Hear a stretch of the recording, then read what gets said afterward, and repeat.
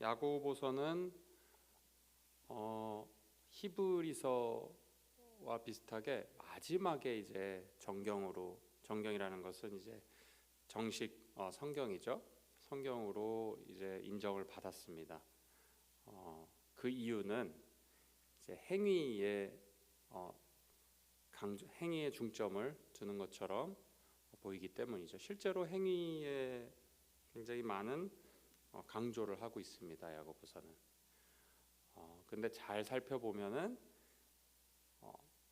바울은 이제 믿음으로만 구원을 받는다라고 계속 얘기하고 있는데 반대되는 것처럼 생각이 들기도 할 수도 있습니다. 하지만 잘 보면 그렇지 않죠. 바울도 사실은 믿음 하나만으로 구원을 얻는다고 얘기하고 있지는 않습니다. 절대. 마틴 루터도 마찬가지고 Justification by faith alone이라는 영어로, 어떻게 보면 그 라틴어로 그때는 했지만, 하지만 믿음으로 구원을 받지만 믿음 하나 가지고는 안 된다라는 것이 사실 그 요지입니다. 그렇다고 믿음이 아니라 믿음 말고 다른 걸 더해야 되냐? 그런 건 아니죠. 하지만 진정한 믿음은 야고보의 요지와 아주 같습니다. 진짜 너가 믿음이 있다면 행위를 안 할 수가 없다라는 것이죠. 이건 아는 것과도 마찬가지입니다. 예를 들어서 굉장히 저희가 차를 구입하려고 한다고 해보겠습니다. 근데 차를 구입하는데 차가 너무 비싸요. 요즘 차 비싸죠. 그런데 갑자기 크리스마스 시즌에 맞춰서 폭탄 세일을 했습니다. 막 70% 세일을 했어요. 그걸 아는 순간 우리는 어떡하죠? 가서 사죠. 그래서 우리가 그 아는 것과 행동은 우리가 정말 믿고 그것이 진실이라고 생각이 된다면은 우리는 행동에 옮길 수밖에 없는 것이죠. 그래서 이 야고보서와 바울도 마찬가지로 믿음을 아는 것과 굉장히 거의 동일시되어 있습니다. 하나님의 길을 아는 것, 믿는 것과 별 다르지 않다는 것이죠. 문제는 이거죠. 저희가 정말 믿고 있냐, 그것이 문제인 겁니다. 오늘 그래서 말씀은 우리가 듣고 있는, 우리가 매일 보는 말씀을 우리가 정말 믿고 있냐, 다시 한번 돌아볼 수 있는 기회입니다. 그리고 어떻게 하면 우리가 그리스도만에 주어지는 복을 누리면서 살 수 있느냐, 결국 복을 우리가 누릴 수 있다는 것이죠. 세상 사람이 누릴 수 없는 우리 믿는 사람에게만 주어지는 복이 무엇이고, 그리고 그 복이 어떻게 주어지죠? 바로 말씀을 통해서입니다. 말씀이 없는 삶은 구분되거나 복을 누릴 수가 없습니다.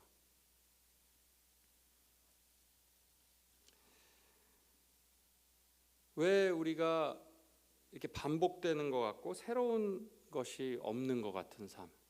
해 아래는 아무것도 새로운 것이 없다. 전도서 1장에 그렇게 나와 있죠. 모든 것이, 제가 한번 읽어드리겠습니다. 전도서에서 이 삶을 어떻게 촌철살인이라 그랬죠. 어떻게 삶에 대해서 얘기하고 있는지. 다윗의 아들 예루살렘 왕 전도자의 말씀이라, 솔로몬이죠. 전도자가 가로되 헛되고 헛되며 헛되고 헛되니 모든 것이 헛되도다. 사람이 해 아래서 수고하는 모든 수고가 자기에게 무엇이 유익한고, 한 세대는 가고 한 세대는 오되 땅은 영원히 있도다. 해는 떴다가 지며 그 떴던 곳으로 빨리 돌아가고, 바람은 남으로 불다가 북으로 돌이키며 이리 돌며 저리 돌아 불던 곳으로 돌아가고, 모든 강물은 다 바다로 흐르되 바다를 채우지 못하며 어느 곳으로 흐르든지 그로 연하여 흐르느니라. 만물의 피곤함을 사람이 말로 다 할 수 없나니 눈은 보아도 족함이 없고 귀는 들어도 차지 아니하는도다. 이미 있던 것이 후에 다시 있겠고 이미 한 일을 후에 다시 할지라. 해 아래는 새로운 것이 없나니 무엇을 가리켜 이르기를 보라 이것이 새 것이라 할 것이 있으랴. 우리 오래전 세대에도 이미 있었느니라. 이전 세대들을 기억함이 없으니 장래 세대도 그 후 세대가 기억함이 없으리라. 자, 이게 우리의 삶의 모습이 아닌가 싶습니다. 젊을 때는 모든 것이 새롭죠. 어린아이들 보면 그렇습니다. 별것도 아닌 기차 지나가는 걸로 탄성을 지르고 그러죠. 하지만 나이가 들어갈수록 인생을 살수록 해 아래 새로운 것이 없다는 이 말씀이 참 우리의 마음에 와닿죠. 세상의 복을 누릴 수 있는 복이 어디 있는가? 더 이상 채워지지 않는 나의 허기, 영적인 허기. D.L. 무디가 이런 말을 했습니다. 유명하신 목사님이시죠. 말씀은 우리의 지식을 늘리기 위해서 주신 것이 아니라 우리의 삶을 바꾸기 위해서 우리에게 주어진 것이다. 이 삶을 바꿀 수 있는 이 반복되는 해 아래 새로운 것이 없는 이 우리의 삶을 허무한 삶을 바꿔놓을 수 있는 것은 바로 말씀이고 그 바꾸기 위해서 말씀이 주어졌다는 것입니다. 우리에게. 오늘 말씀에 보면은 두 가지의 종류의 사람을 비교하고 있습니다. 말씀을 듣는 자, 말씀을 듣죠. 둘 다. 말씀을 듣고 행하는 자, 그리고 말씀을 듣고 잊어버리는 자입니다. 오늘 제가 22절부터 25절 읽었는데 23 그 중간의 말이 사실 제가 잠깐 다시 읽어드리겠습니다. 이게 구조가 있습니다. 너희는 도를 행하는 자가 되고 듣기만 하여 자신을 속이는 자가 되지 말라 이렇게 돼 있죠. 22절에 누구든지 도를 듣고 23절에 보면 누구든지 도를 듣고 행하지 아니하면 그는 거울로 자기의 생긴 얼굴을 보는 사람과 같으니 제 자신을 보고 가서 그 모양이 어떠한 것을 곧 잊어버리거니와 이렇게 샌드위치 같습니다. 그 다음에 다시 자유하게 하는 온전한 율법을 들여다보고 있는 자는 듣고 잊어버리는 자가 아니요 실행하는 자니 이 사람이 그 행하는 일에 복을 받으리라. 자, 제가 드리고 싶은 말씀은 이 구조가 처음에 복을 받는 자, 그러니까 그 복을 행하는 자죠. 행하는 자, 행하지 않는 자, 행하는 자 이렇게 구조로 설명하고 있습니다. 여기서 중요한 거는 워닝의 메시지가 굉장히 큽니다. 행하지 않는 자가 어떤지 한번 우리가 주목해야 된다는 것이죠. 샌드위치 구조입니다. 그래서 처음에 저희가 행하지 않는 자는 어떤 자를 말하는 건지 그걸 먼저 보고 그 다음 두 번째는 그럼 행하는 자는 어떤 자인지 제가 한번 설명해 보도록 하겠습니다. 우리가 보통 행한다 그러면 마음에 그냥 그렇지 행해야지 하고 넘어가죠. 그죠? 말씀을 행하는 자가 돼야지 하고 돌아서면은 그 행하는 게 어떤 것인지 잊어버리고 생각을 못하게 됩니다. 바로 그걸 얘기하고 있는 겁니다. 여기서 그 중간에서. 자, 말씀을 듣기만 하고 행하지 않는 자 왜일까요? 왜? 잊어버리기 때문이죠. 잊어버리기. 여기 나와 있는 대로 보면은 거울에 비유하고 있습니다. 이 거울의 비유가 보면은 자기 얼굴을 보고 금방 잊어버리는 겁니다. 자기 얼굴에 여기 보면 어떤 얼굴이냐면은 원어로 보면은 태어날 때부터 가지고 있던 그대로 그 얼굴입니다. 그러니까 제네시스라는 말이 쓰였는데 이제 처음 시작부터 갖고 있었던 그 얼굴이죠. 그 얼굴을 보고 서서 바로 immediately 바로 어떤지 잊어버리는 것이죠.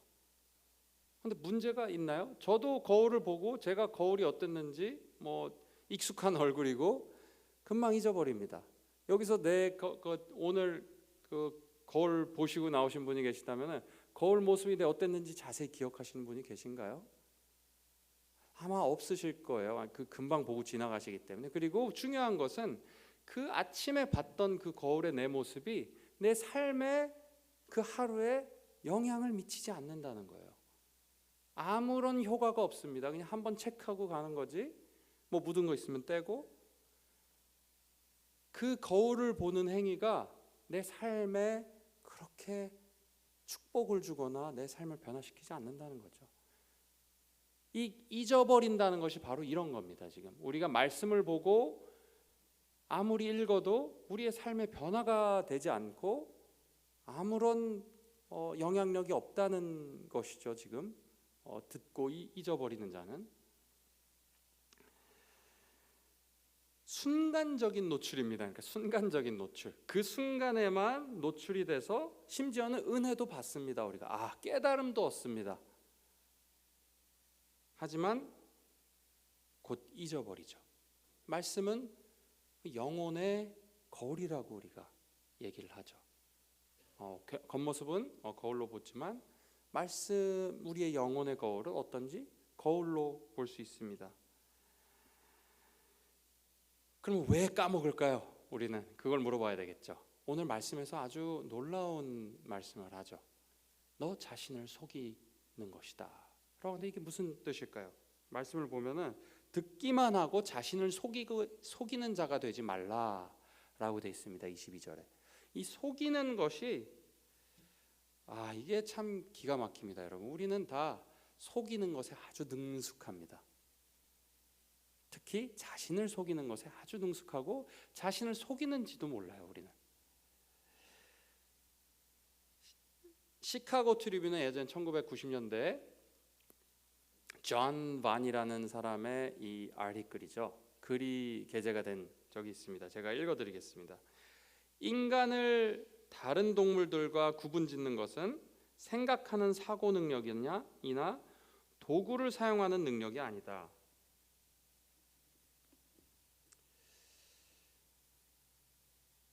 바로 인간을 다른 동물들과 구별짓는 것은 거짓말과 자기 자신을 속이는 능력이라는 것이다. 연구자들은 거짓말의 능숙함이 인간의 발전에 가장 좋은 지표일 수 있으며 다른 포유류보다 원숭이들이 훨씬 능숙하며 인간은 가장 능숙한 속임수꾼이다. 자연에서의 속임수의 몇 가지의 예는 사람의 면역 시스템을 속여 감기를 유발하는 바이러스가 그 예이고, 지배적인 동물로부터 자신의 바나나를 자신만 지켜서 먹기 위해 동료 원숭이를 속이는 침팬지 등이 있다. 워싱턴 대학의 인류학 교수 로버트 서스만은 침팬지가 속임수, 도구, 상상력을 사용한다 하더라도 그들은 식량을 얻는 것과 같은 즉각적인 실용적 목적을 위해서만 이런 장치들을 사용한다고 말했다. 그들은 실용적 생존 이외의 가치를 할당할 수 없는 것으로 보인다. 그래서 서스만이 다시 얘기했다. 세스만의 얘기를 하면은 서스만은 사회적으로 거짓말은 인간이 상황에 적응하게 해준다. 그래서 거짓말에 대한 어떻게 보면 긍정적인 면을 지금 얘기하고 있습니다. 자기 자신을 속이는 것도 적응력일 수 있다. 동물들은 세상을 볼 때 이 필터, 거짓말의 필터를 가지고 있는 것 같지 않지만 인간에게는 거의 필수적인 것이다. 또 아이오와주 데코라의 루터 대학에서 종교 철학 교수로 있는 로열 딜루는 이렇게 또 지적을 했다. 자연과 문학에서 본 거짓말은 생명 유지 체계다. 우리는 속임수 없이 살아낼 수 없다. 속임수는 우리가 사회적 및 심리적 혼돈으로부터 자신을 보호하기 위해 사용하는 전략이다. 이게 무슨 뜻일까요? 거짓말은 우리가 살아가는 데 있어서 필수래요. 과학자들이, 그리고 인류학자가. 과학은 인간이 어떤지 관찰합니다. 관찰하고 연구하죠. 새로운 인간이 모르는 진리를 형이상학적이라 그러죠. 볼 수 없는 진리를 찾아낼 수는 없습니다. 하지만 보이는 것을 연구하고 발견해낼 수는 있습니다. 그렇기 때문에 이 거짓말이라고 하는 것이 지금은 어느 정도 긍정적으로 얘기하고 있지만 성경에선 그러고 있지 않죠. 이 거짓말을 할 수밖에 없는 삶이 어떻게 보면 이 죄를 싹 빼고 이것을 이해한다면은 그래, 나는 그래도 거짓말을 하는 게 당연한 거구나 라고 생각할 수 있습니다. 하지만 성경에서는 절대로 그렇지 않죠. 그냥 우리의 현실적인 모습을 보여주는 것입니다. 그리고 여기서 말하는 거짓말이 무엇일까요? 요즘 현대 들어서, 이건 예전 조금 알리크리지만 현대 들어서 얼마 전에 임포스터 신드롬에 관한 책이 많이 나왔죠. 우리 그 한국 한인 이세시죠. 이세시도 이제 콜롬비아 대학에서 지금 교수하시는 분도 이 책을 써서 한국에서 투어하시고 여러 가지 강의도 많이 다니십니다. 이 임포스터가 무엇이냐? 내가 살아오면서 내가 아닌 사람인 것처럼 하고 살아간다는 거예요. 저는 왜? 그래야 사람에게 사회에 적응할 수 있기 때문에. 그러니까 나의 있는 그대로의 본성, 내 자신을 가리는 가면을 쓰고 살아간다는 것입니다.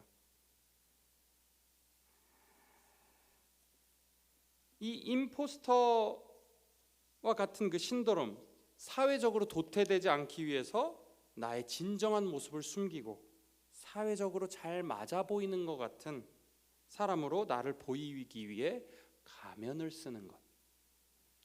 곧 내 자신을 속이는 행위는 내 본래 행위를 보지 못하거나 그리고 인정하지 않게 되는 것이죠.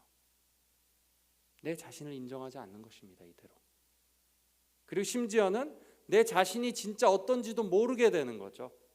살면서 그 부모로부터 왔던 그런 삶에 대한 세상은 어떤 것이다 라는 그런 교육을 받아온 것도 물론 큰 영향이겠고, 사회로부터 학교로부터 받은 교육, 그리고 친구들, 선배로부터 받은 교육, 그런 삶에 대한 여러 가지 교육을 통해서 우리는 우리가 아닌, 진정으로 우리가 아닌 어떤 사람으로 살아가도록 노력을 하도록 교육을 받았고, 그게 우리에게 가면이 됐다는 것입니다. 지금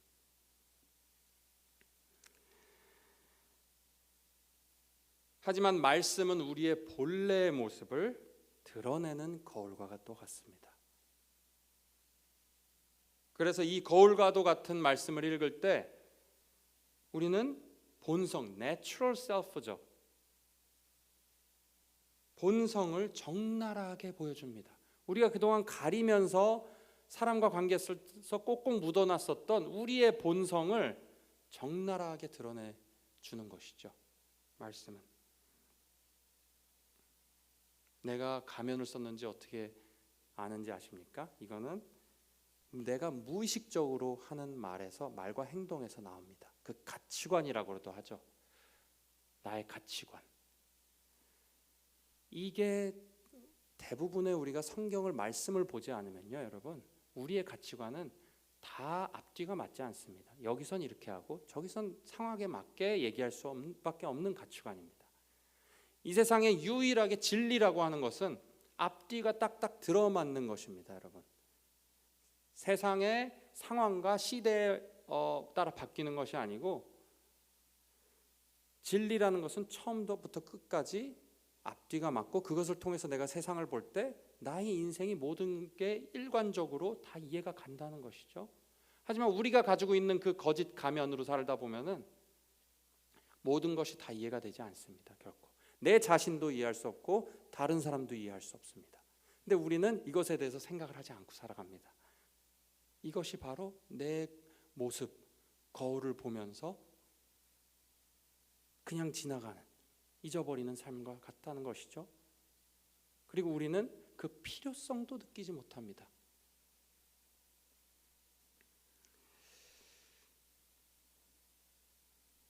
이 말씀이 너무 강팍해져서 사실은 이 성령의 은혜가 없으면 이걸 깨닫지 못합니다. 우리가 성령이 정말 말씀을 읽을 때 저희가 정말 마음에 깊은 깨달음을 주시고 내 자신을 보여주셔야지 깨달아집니다. 그리고 때로는 또 나와 가장 가까운 사람들은 눈치를 채는 경우도 있습니다.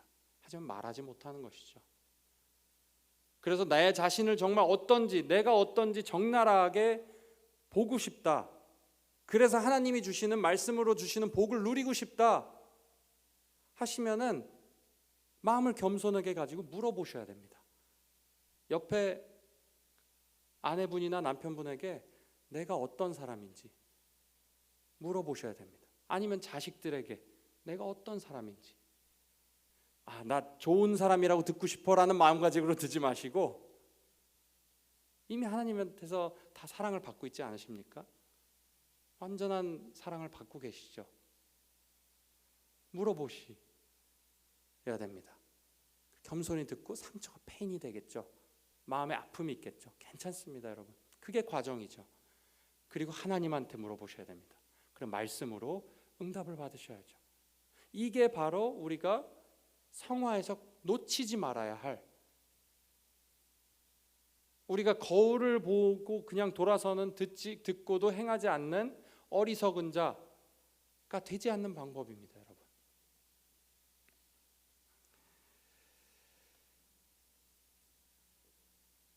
말씀을 보고 사람에게 말을 이제 가까운 사람한테 나의 어떤 사람인지 들었을 때 아마 부정적인 것을 듣게 되실 거예요. 당연히 준비를 하셔야 됩니다. 근데 그것만이 내 가면을 벗어내는 유일한 방법입니다. 그 이후에는 하나님이 복을 허락하셨어요. 복을. 그게 끝이 아닙니다. 그래서 내가 망하는 자로 그냥 망하게 내버려 두시는 분이 아니시죠. 절대 우리 그러시지 않습니다. 페인은 잠깐입니다. 고통은 잠깐이죠. 여기서 우리의 삶을 바꾸는 능력이 여기 비밀이 있는 것이죠. 두 번째는 그래서 말씀을 행하는 자는 어떤 자인지. 말씀을 행하는 자라고 되어 있습니다. 영어로는 doer라고 되어 있습니다. 행하는 자. 헬라어로도 동일하게 쓰였습니다. 행하라가 아니고 행하는 사람으로 쓰였습니다. 행한다는 이 단어는 엄청나게 많은 의미를 담고 있어요. 포이에오라는 단어인데요. 여기서 사실 포이에오라는 것은 만든다는 의미도 됩니다. 포이에오, 그러니까 포엣 아시죠? 시인이죠. 그거의 어원입니다. 사실 이게 헬라어의 포엣의 어원이 시인이죠. 만들어내는 사람, 창조자라는 뜻이죠. 그럼 be a doer of the word 돼 있어요. 하나님 성경에서는 한글로는 도라고 돼 있지만 사실 로거스입니다. 로거스 말씀이죠. 말씀의 창조자가 되라, 시인이 되라는 것입니다. 언어로 보면은 말씀을 행하는 자라는 뜻의 그런 의미가 내포되어 있습니다. 말씀으로 하나님이 온 세상을 창조하셨다면 이 우리가 가지고 있는 성경 말씀을 통해서는 우리의 심령을 재창조하신다는 것이죠. 창조하신다는 겁니다. 우리를 그냥 criticize 하시고 그냥 바꿔놓는 픽스한 기계를 고치듯 바꾸시는 게 아니고 우리가 깨닫고 우리 자신을 봤을 때 그리고 말씀을 우리가 말씀을 하나님의 말씀으로 받아들이고 따랐을 때 하나님이 우리에게 안에서 재창조를 새로운 사람으로 살아가도록 재창조를 하신다는 거예요. 말씀을 읽을 때마다 새로워진다는 것이죠. 우리가 날마다 새롭게 진다는 것이죠. 실제로 우리의 영이 새로워진다는 것이죠. 우리의 내면의 모든 것을 다 회복하실 것입니다. 어차피 보이는 것도 다 회복하실 것이에요. 이 세상에. 근데 내 영혼부터 재창조하신다는 것이죠. 시인은 또 생각하는 사람입니다.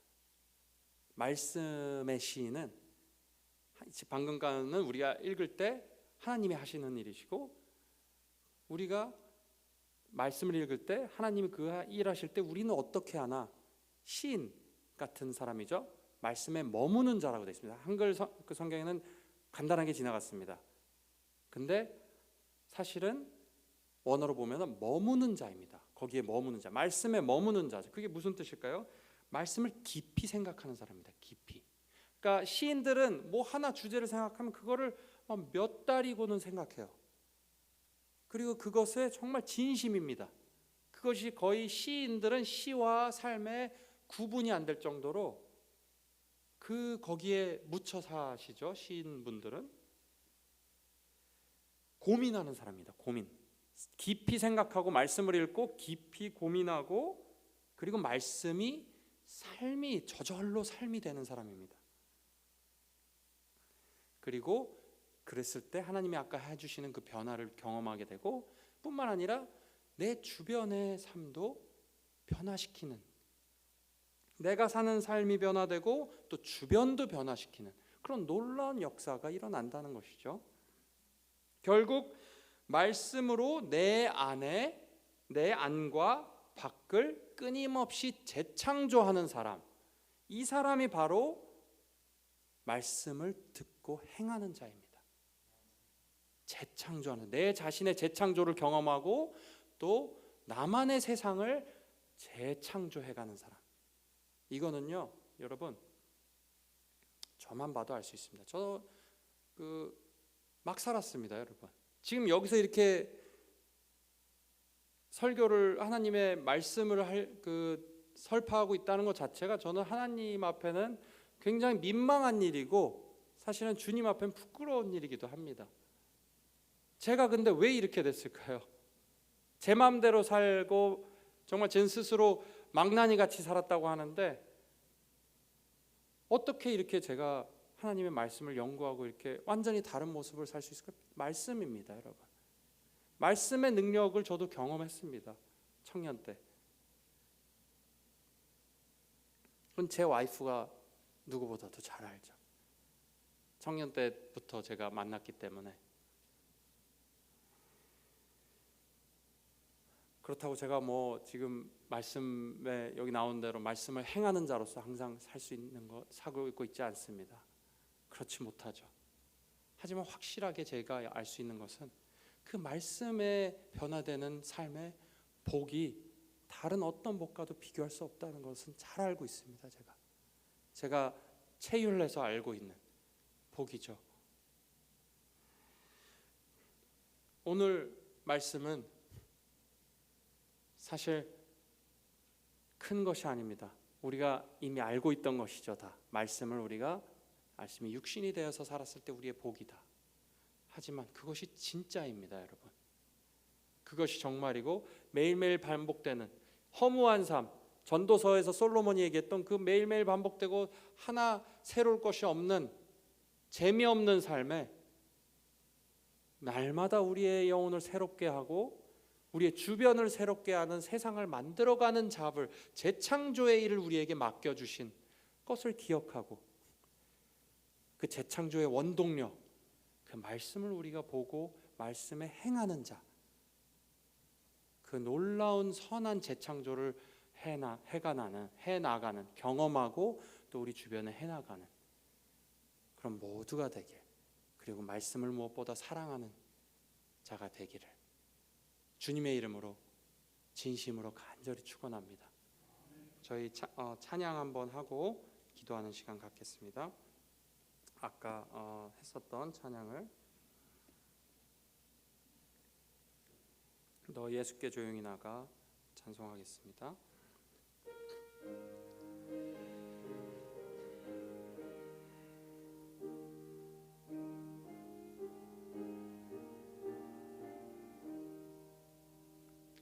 너 예수께 조용히 나가 내 모든 짐 내려놓고 주 십자가 사랑을 믿어 죄 사함을 너 받으라. 주 예수께 조용히 나가 내 마음을 쏟아놓으라. 늘은 미리 보시는 주님 그 은혜를 베푸 주 예수의 은혜를 입어 내 슬픔이 없어지리. 내 이웃을 늘 사랑하여 너 받은 것 거저주라. 주 예수께 조용히 나가 내 마음을 쏟아놓으라. 늘은 미리 보시는 주님 큰 은혜를 베푸시리. 예수를 친구로 삼아 늘 내 옆에 모시어라.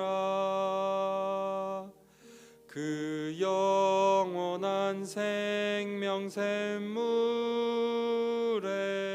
내 마른 목 죽이어라. 주 예수께 조용히 나가 내 마음을 쏟아놓으라. 늘은 미리 보시는 주님 큰 은혜를 베푸시리. 너 주님과 사귀어 살면 새 생명이 넘치리라. 주 예수를 찾는 이 앞에 참 밝은 빛 비추어라. 주 예수께 조용히 나가 내 마음을 쏟아놓으라. 늘은 미리 보시는 주님 큰 은혜를 베푸시리. 주님 아버지, 오늘 말씀 감사합니다. 우리의 삶을 변화시키시기 위해 우리의 삶의 기쁨과 다른 사람이 줄 수 있는 세상에 어떤 것도 줄 수 없는 평안을, 새로움을 주시기 위해, 그래서 이 죄악에 물든 망가진 세상을 또 재창조하시기 위해 그렇게 말씀을 주신 것을 오늘 다시 한번 저에게 마음속에 새깁니다. 무엇보다 우리 안에 죄된 것, 가면으로 감춰져 있던, 세상이 강요하던 그 세상의 초등학문으로 배웠던 것, 배워서 저희가 쓰고 있던 가면들 다 벗게 도와주시고, 나의 진정한 모습, 그 죄악된 모습과 또 하나님께서 유니크하게 특별하게 만드신 나의 그 모습을 다시 찾는 그런 놀라운 은혜로운 시간을 주시고, 말씀을 읽을 때마다 주께서 은혜 주시옵소서. 아버지, 저의 죄악을 보는 것이 고통스럽습니다. 하지만 하나님께서 깎아내시는 그 죄악, 저희가 기쁨으로 받게 하시고, 또 겸손하게 주님 앞에서 순종함으로, 주님의 말씀에 순종함으로 또 내 안에 재창조를 해가시는 주님을 경험하게 하여 주시옵소서. 말씀을 읽을 때마다 은혜 주시고 성령께서 역사하셔서 변화를 주시옵소서.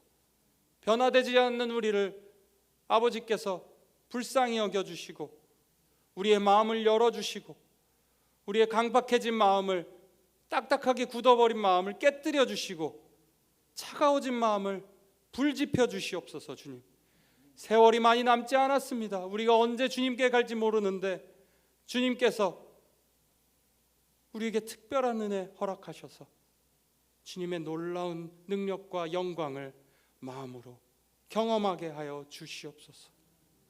우리 주 예수 그리스도의 이름으로 간절히 기도드리옵나이다. 아멘. 기도하시고 가십니다.